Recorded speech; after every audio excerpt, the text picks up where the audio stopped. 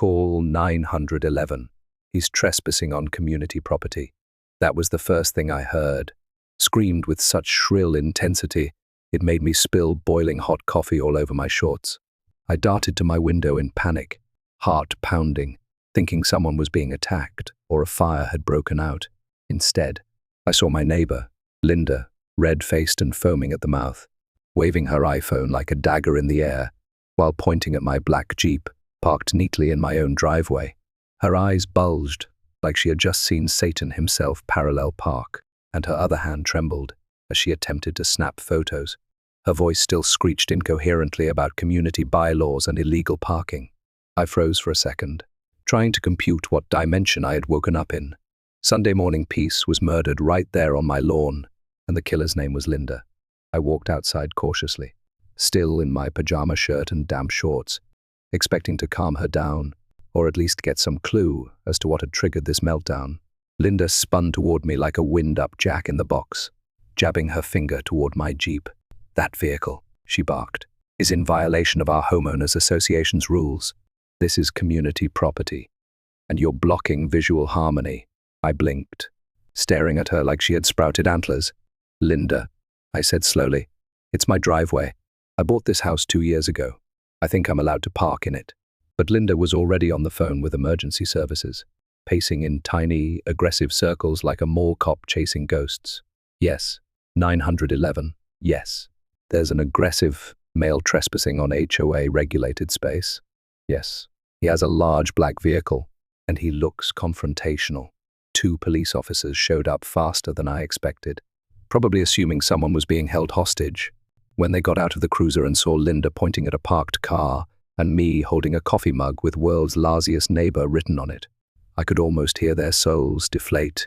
Linda pounced on them with paperwork loose, crumpled photocopies of HOA guidelines from what looked like 1998. She was ranting about aesthetic integrity, visual pollution, and how my Jeep was too militaristic and emotionally disruptive to the ambience of the neighborhood. The officers listened for about 30 seconds before one of them turned to me and asked if the car was mine and if I lived here. I nodded. They sighed. Linda was not pleased. "You have to cite him," she yelled, stepping in front of the Jeep like she was willing to get run over for her cause. "He's violating Article 7, Section 999. One of the officers raised an eyebrow and asked her calmly, "Is there a current and active HOA for this neighborhood?" Linda flinched like someone had slapped her with a fish. "Well, not currently, but I'm still using the previous rules until we can re-establish the board." The younger officer nodded slowly and said, "So, it's not active. Then this gentleman is allowed to park in his driveway." Linda's jaw tightened, then quivered.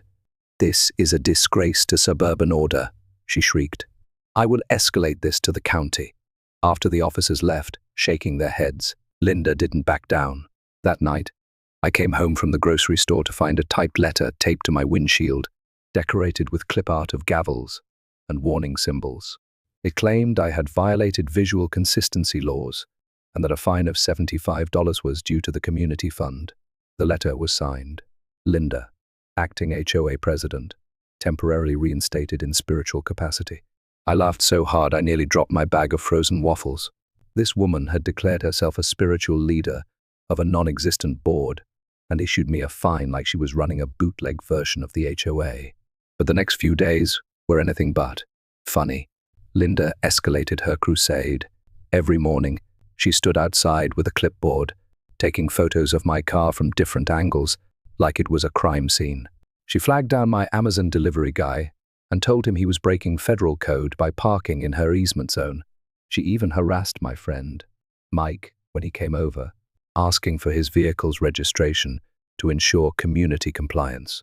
Mike, who has the patience of a monk and the sarcasm of a stand-up comedian, asked her if she also needed a retina scan and a blood sample. I decided enough was enough. Late one evening, I logged into the county's public record system to review the property lines, easements, and the legal status of our HOA. As I dug through the files, something clicked. The HOA had been officially dissolved 3.5 years ago after a lawsuit involving an old elm tree that fell on a trampoline. There were no active rules, no board, no elected members. Linda had been operating on pure delusion and nostalgia, enforcing laws that had no legal weight. But then I found something even more interesting, according to the survey maps. Her backyard shed, painted bright yellow and shaped like a chicken coop for reasons unknown, actually extended 4 feet into my property line. I leaned back in my chair, letting out a long, slow whistle. This wasn't just hypocrisy. This was poetic justice marinated in karma. She had been screaming about my Jeep being on community property, while her own beloved shed was technically trespassing on mine. I took a screenshot and saved it under a file named karmashed.pdf. Suddenly, this wasn't just about a Jeep or a driveway anymore. It was about proving, once and for all, that suburban tyrants like Linda don't get to make up rules and expect everyone else to play along. The next morning, I sipped my coffee and watched as Linda placed another one of her fake notices on my windshield. I didn't say a word. I just smiled, waved, and went back inside, because now I had something better than a comeback. I had the truth, the receipts, and a 4-foot buffer zone to bury her nonsense once and for all. Linda had declared war, but what she didn't realize was that I had just loaded my first missile. I spent the next few days quietly gathering intel, treating my own house like a spy base, and her street patrols like a bizarre form of surveillance training. Every morning at 8:00 a.m. sharp, Linda emerged with her clipboard, her Yorkie and a stroller, and a pair of oversized sunglasses, like she was leading some HOA version of the FBI. She strutted around the cul-de-sac, jotting down infractions like overgrown grass blades, mismatched curtains, and holiday lights that were up one day past the aesthetic deadline. It would have been laughable if she wasn't actually putting printed notices on people's doors. And here's the kicker. Some of the neighbors believed her. A few elderly folks on the street thought she was still part of the official board and even paid her $50 annual maintenance dues. She had literally created her own fantasy HOA and was collecting money under its name. At first, I couldn't believe it. But then I saw the receipts, literal carbon copies, stapled to a bulletin board she set up in front of her lawn, titled Community Compliance Center. That was the moment it became clear Linda wasn't just annoying. She was running a fake governing body like a suburban dictator. I decided to test the waters. I went to one of her HOA compliance meetings, which was just her sitting under a pop-up tent next to her mailbox with a folding table, a bell, and an agenda printed in Comic Sans. I brought popcorn. When I asked who else was on the board, she pointed to a scarecrow in her front yard, dressed in a suit jacket and tie, calling it the acting vice president. She wasn't joking. When I laughed, she told me I was disrupting civic harmony and wrote my name down on her clipboard. I left that meeting with more questions than answers, but I also had all the evidence I needed. Linda wasn't just bluffing, she was deeply committed to this delusion. So, I recorded the entire thing on my phone and anonymously posted it to the neighborhood Facebook group. Within a few hours, the video exploded. People couldn't stop laughing at her referring to her scarecrow board member as Mr. Harrison. Comments ranged from, "Is this performance art?" to "I paid her $100 last year. Do I get a refund?" Linda had officially gone viral, but not in the way she wanted. The next morning, Linda's tent was gone. So was the scarecrow. But her rage, oh, it evolved. She switched gears and created what she called the Neighborhood Cleanliness Task Force, which consisted of just her and her Yorkie, who now wore a tiny vest labeled security. She went door to door with new printed rulebooks, 50 pages of made-up bylaws she assembled from old newsletters, clipped magazines, and what I swear were quotes from an HOA-themed Reddit forum. She handed these out like subpoenas, demanding residents initial each section. Most ignored her, but some, intimidated by her loudness and her constant mentions of pending lawsuits, actually signed. That's when I knew I had to go all in. I scheduled a visit to the local property office to pull official records of our subdivision. I needed irrefutable proof that the HOA no longer existed. The clerk was incredibly helpful and even chuckled when I explained what Linda was doing. She printed out documents showing the HOA was formally dissolved after a legal settlement involving a collapsing retaining wall and a family of raccoons that had taken over someone's attic. No new elections had occurred. No new bylaws had been passed. Linda was living in a dictatorship of her own making. Later that night, I was reviewing the property maps again when something odd caught my eye. Linda's backyard shed the same hideous yellow structure she'd painted with flowers and stuck plastic flamingos around wasn't fully on her land. According to the official plot map, the corner of the shed extended exactly 4 feet into my side yard. I double-checked the coordinates, went outside with a flashlight and measuring tape, and confirmed it on the ground. That shed wasn't just ugly, it was illegal, while she was accusing me of violating imaginary visual harmony rules. She had been squatting on my property for God knows how long. I sat in my backyard, laughing like a man who'd just discovered the cheat code to a broken video game. There she was, yelling at me for parking a car in my own driveway, while her weird flower shack had been trespassing onto my land for years. Suddenly, the universe felt fair again. I took high-resolution photos and backed up the survey documents onto multiple devices. This wasn't going to be a petty argument. This was about principle now.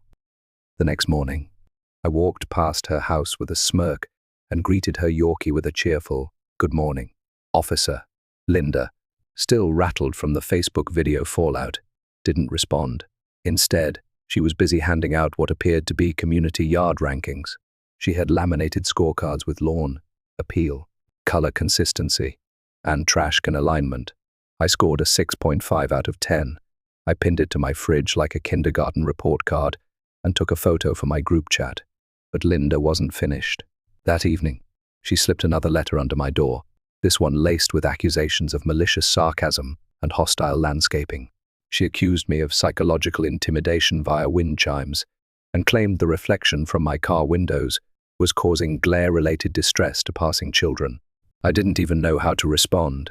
It was as if Linda had declared war on photons. Still, I stayed calm because I had a plan. I drafted a polite but firm cease and desist letter regarding her shed's encroachment. I included copies of the survey, legal codes, and politely suggested she relocate the structure within 30 days to avoid formal legal action. I even had a friend who happened to be an attorney help word it properly, so it had just enough weight to make her sweat. I dropped the letter in her mailbox without a word. That night, I saw her through my living room window, reading the letter under a porch light. Her hands trembled, her face twisted. Then she stormed inside without a word. For the first time since this saga began, Linda didn't yell, didn't post notices, didn't conduct her daily walk of judgment. She vanished into her home and left the street in blessed silence. But I wasn't celebrating just yet, because Linda wasn't the type to surrender. No, this was just her retreat phase. And if I knew anything about her by now, it was that she would come back harder, louder, and pettier than ever before. I had started this as a quiet guy who just wanted to enjoy his driveway. But now I was ready for the next round. Because when Linda comes knocking, you better be ready to knock back. The silence didn't last long, just as I expected. Linda returned not defeated, but rebranded. Gone was the clipboard and the fake HOA tent. In its place, she debuted a new look, a bright yellow reflective vest, labeled Visual Order Enforcer, and a neon sash reading Community Beautification Task Lead. It was like she had turned into a crossing guard for property values. But the biggest shock came one morning when I stepped outside and saw what she had done to her front yard. She had set up a row of traffic cones, a plastic folding table with pamphlets, and a banner stretched between 2 mini flagpoles that read Neighborhood Restoration Initiative, defending traditional aesthetics. Her Yorkie, of course, was still her sidekick, now wearing a little sheriff's badge and barking at anything that moved, including leaves. Linda was done playing passive-aggressive. Now she was aggressively aggressive. Her new campaign kicked off with a vengeance. She began handing out yard citations again, only now they were styled like legitimate government tickets. They even had a barcode printed at the bottom for effect, though if you scanned it, it just led to a dead Google Docs link. She dropped one on my porch titled "Excessive Flamingo Violation," referring to the pink lawn ornaments I'd put up as a joke. Apparently, having more than 5 was a Class C aesthetic offense in her eyes. I had 37 on purpose that afternoon. I tripled the number of flamingos. I bought more online, added a couple of inflatable ones that flapped their wings in the wind, and positioned them in a pattern that pointed directly at her house. I also installed a large wooden sign beside my Jeep with bold letters, "Private driveway, not for Linda's guests." She lost her mind. She came outside screaming that the sign was inciting public unrest, that the flamingos were threatening wildlife ecosystems, and that my Jeep still violated visual pollution bylaws. I calmly watered my roses while she shouted. A few neighbors came out just to watch the show. Then came her next move, perhaps her most absurd. Linda claimed my motion sensor security lights were causing anxiety episodes. She insisted that the light's reflection off my Jeep's glossy hood created a weaponized glare field that endangered her Yorkie's vision.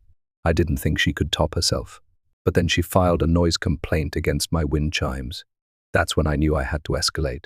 The very next weekend, I hosted a backyard gathering. It wasn't just a party, it was a truth bomb cookout. I invited neighbors from the entire block, promised free barbecue, and told them I had something important to share.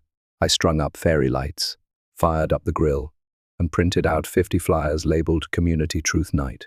People showed up curious, some skeptical, many just hoping for brisket.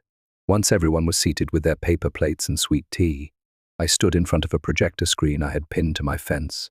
I started the slideshow with images of the real property survey, pointing out how Linda's shed overlapped my land. Gasps and laughter broke out. I followed that with the public record proving the HOA had been dissolved years ago. Then I played the recording of Linda's board meeting, where she had referred to her scarecrow as the vice president and talked about punishing aesthetic violations with disciplinary flower arrangements. The laughter became uncontrollable. People were wiping their eyes. Someone nearly choked on a rib. But the cherry on top was the secret footage I had taken of Linda bragging to a neighbor about forging HOA letters, because most people are too dumb to check. That part killed the mood in a good way. It wasn't just funny anymore, people were mad. She had lied, manipulated, and scammed. That night changed everything. Over the next few days, neighbors started fighting back. Mr. Donnelly down the street put up a banner that read, "My lawn, my rules, Miss S." Chan, who'd been guilted by Linda into repainting her shutters twice in 1 month, left a flamingo on her porch with a sign that said, "Viva Revolution." Linda had lost control, but she wasn't going down quietly. She retaliated with an all-out psychological offensive. Every morning, she would walk her Yorkie past my house and loudly narrate her disapproval. "Oh dear," she'd say dramatically. "Looks like someone's grass is 0.2 inches too tall. Oh, what a shame. Such a beautiful home ruined by vehicular vulgarity." It was like living next to a very annoying performance artist. One morning, she stood across the street with binoculars and a notepad, muttering to herself and shaking her head. That's when I decided to trigger the final phase of my plan. I sent her an official cease and desist letter regarding the shed through my attorney friend, complete with legal language, a deadline, and references to property code violations. I even included a printed photo of the shed encroaching on my land with a measuring tape visible. She didn't say anything at first, but later that evening, I saw her pacing in her backyard, frantically on the phone. The next day, the shed was taped off with yellow caution tape and a paper sign that read, "Under structural review." She put a beach chair beside it and began spending her afternoons guarding it like it was the Mona Lisa. That was also when she tried to organize a Save the Shed protest. She printed out flyers with slogans like "Preserve Linda's Legacy" and "Shed Lives Matter," handing them out to disinterested dog walkers. Only 3 people showed up to the rally, her dog, and a confused guy who thought it was a garage sale. She stood there, holding a sign that said, "No trespassing on community spirit," while neighbors peeked through blinds and giggled. One evening, she tried to confront me again, standing at the edge of her property, shaking a manila envelope at me. She claimed she was collecting evidence for a formal citizen tribunal and warned me that my days of driveway tyranny were numbered. I nodded politely and suggested she invest in a tape measure. Her face turned purple. Still, something shifted after that. The ranting slowed. The public shaming turned into muttered insults. Linda's crusade lost momentum, I think, deep down. She realized the tide had turned. The neighborhood wasn't scared of her anymore. Her scare tactics had turned into comedy, her threats into background noise, and that burned her up more than any lawsuit ever could. for the first time in weeks. I walked outside and didn't see a clipboard, a lawn citation, or hear a single fake rule shouted across the street. The flamingos stayed, the sign by my Jeep stayed, and the community, it felt a little freer. But I knew Linda. This wasn't the end. This was the eye of the storm. And storms, especially ones named Linda, never go down without one last thunderclap. It was trash day when all hell finally broke loose. Linda had been unusually quiet for almost a week, which, in her case, was never a good sign. No patrols, no fake notices, no muttered complaints about flamingos or driveway terrorism. The eerie calm was unsettling, like the eye of a hurricane passing directly overhead. I should have known she was charging up for her next meltdown. And sure enough, it came in spectacular fashion, sparked by something as innocent as the placement of a garbage bin. That morning, I wheeled my trash can to the curb like I always did, aligning it perfectly with the edge of my driveway. Nothing unusual, nothing provocative, or so I thought. Minutes later, I heard that familiar high-pitched bark, followed by Linda's unmistakable shriek. "This is an illegal waste barrier," she screamed. I looked outside, just in time to see her dragging her own garbage bin across the road and positioning it directly in the center of the street. She planted her feet wide, like she was defending the last flag of a fallen empire. Neighbors started coming out of their houses, staring in confusion as Linda yelled about how my trash can was threatening the community's navigational rhythm. She claimed it was too close to her side of the property, which, according to her, disrupted the symmetric harmony of refuse aesthetics. No one knew what that meant, but it sounded ridiculous enough to be 100% Linda certified. She stood in the road, ranting about municipal trash codes while waving a laminated printout of some ordinance she had pulled from the internet, likely edited by herself. I stepped outside, holding a banana peel, and asked if she needed help moving her bin. She responded by pointing directly at my face and screaming, "The law is coming for you." And the law did show up, but not for me. A police cruiser rolled up just as Linda began kicking my trash can over and throwing bags onto my lawn. One of the officers was the same guy who had responded to her earlier 911 call over my Jeep. His face said it all: part exhaustion, part disbelief, part popcorn-worthy amusement. Linda started her speech the moment he stepped out. "He's weaponizing his waste," she shrieked. "He's creating a trip hazard. I demand a full investigation." The officer asked the same two questions he always did. Was it my property? And was my trash can within the legal boundary? I answered yes to both. He turned to Linda and calmly said, "This is a civil matter, and we're not going to file any charges over trash placement." That didn't sit well with her. She clenched her fists, pointed to my lawn, and screamed, "He's running a rogue waste operation. You're all complicit." The officer handed her a citation for disturbing the peace and obstructing public property with her bin barricade. That was the first time Linda got an official warning. Word spread quickly through the neighborhood. The Facebook group lit up with screenshots and second-hand accounts. Someone posted a still from their Ring doorbell footage, showing Linda mid-rant with both trash bins in hand, captioned, "Bin Laden strikes again." The post got over 100 likes in an hour. By lunchtime, Linda had become a meme. Her response was swift and manic. She began creating homemade signs and placing them all over her yard. Messages like "I stand for structure" and "Chaos starts with your can" were written in red marker on cardboard, taped to her mailbox, fence, and porch railing. She even stuck a sign directly in front of her Yorkie stroller that said, "Patrolling for purity." Meanwhile, I just added another flamingo to my growing collection and placed it next to my bin, holding a mini sign that read, "Freedom Bin." A couple of days later, the sheriff showed up not because of trash bins this time, but due to multiple complaints filed by neighbors about harassment, fake notices, and illegal impersonation of HOA authority. The sheriff wasn't here to talk. He was here with paperwork. He issued Linda an official warning, handed her documents related to her repeated nuisance behavior, and let her know that impersonating a public body like a defunct HOA could have serious legal consequences. Linda tried to play it off, offering him a clipboard with "Community Officer Application" written in crayon. The sheriff stared at it, blinked once, and said, "You need to stop." That line would become a running joke among neighbors for weeks. Linda didn't scream that night. She didn't patrol the block or inspect the flamingos. Instead, she stayed inside with all the lights off. It was the quietest the neighborhood had been since I moved in. The next morning, there were no flyers, no banners, no laminated threats. But I knew better than to assume it was over. Linda didn't quit. She sulked. She plotted. She regrouped. Sure enough, the silence was broken by the arrival of a real estate agent's sign in her yard. I almost couldn't believe it. Linda was selling.